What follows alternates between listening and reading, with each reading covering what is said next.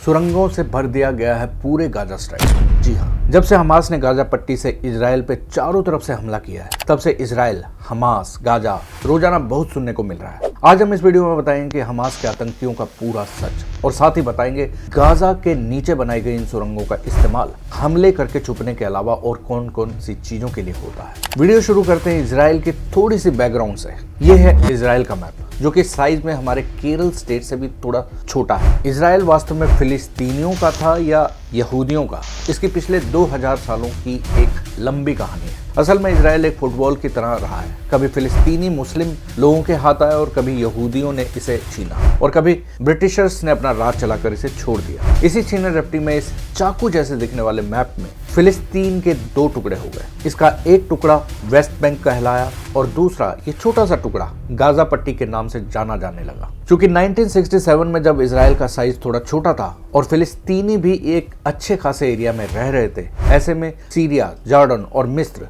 तीनों अरब देशों ने मिलकर इजराइल पर हमला करने का प्लान बनाया। इजराइल की खुफिया एजेंसी मोसाद को इस प्लानिंग का पता चल गया। ऐसे में बिना वक्त गंवाए इजराइल ने इन तीनों अरब देशों पर पहले ही हमला कर दिया और सिर्फ 6 दिन की लड़ाई में जीत इजराइल की हुई, और साथ ही इजराइल ने इनके बड़े बड़े क्षेत्रों पर कब्जा कर लिया। इनमें शामिल थे सीरिया और गोलान हाइट्स, जॉर्डन का वेस्ट बैंक और पूर्वी यरूशलेम नामक हिस्सा। इसके अलावा इजराइल ने इजिप्ट के गाजा पट्टी और सिनाई पेनिसुला के इलाके भी छीन लिए थे। फिर 1979 में इजिप्ट और इजराइल की एक संधि हुई, जिसमें यह सौदा हुआ कि भाई अगर आपको सिनाई पेनिसुला वापस चाहिए तो हमें यानी इजराइल को यूएन में एक देश के रूप में मान्यता दो। 1982 में मिस्र पहला ऐसा देश बना जिसने नए इजराइल देश को मान्यता दी और अपना हारा हुआ सिनाई पेनिसुला का इलाका वापस पाया। अब बात करते हैं हमास की। आखिरकार 1987 में यहूदियों और मुसलमानों के बीच एक खतरनाक टकराव हुआ, जब गाजा में मिस्र और फिलिस्तीनी मुसलमानों ने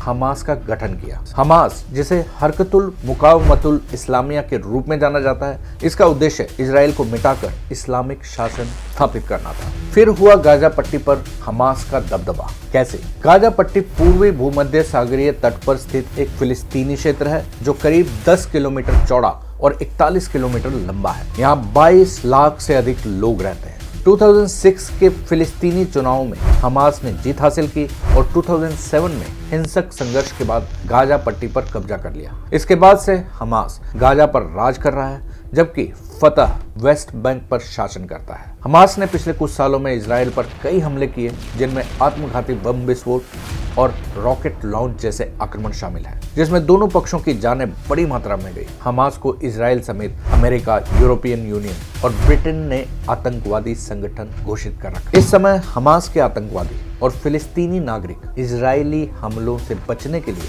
सुरंगों में छुपने की कोशिश कर रहे हैं। इन सुरंगों की एक दिलचस्प बात यह है कि इन्हें आतंकियों द्वारा उनकी गतिविधियों को अंजाम देने के लिए इस्तेमाल किया जा रहा है, जबकि गाजा पर इजराइल के चौतरफा हमले से लोगों की जान पर संकट बना हुआ है। इसलिए ये सुरंगें हमास और नागरिकों दोनों के लिए लाइफलाइन बनती नजर आ रही है। इन सुरंगों का मकसद आतंकियों को सुरक्षा देना और आम लोगों को रसद के अलावा मूलभूत सुविधाएं मुहैया कराना है। कहते हैं कि एक दूसरा सुरंगों का नेटवर्क मिस्र की सीमा के नीचे मौजूद है। गाजा पर इजराइल की निरंतर घेराबंदी के सबसे कठिन वर्षों के दौरान क्षेत्र में भोजन, कपड़े और यहाँ तक कि कारों को लाने के लिए कमर्शियल सुरंगें खोदी गई।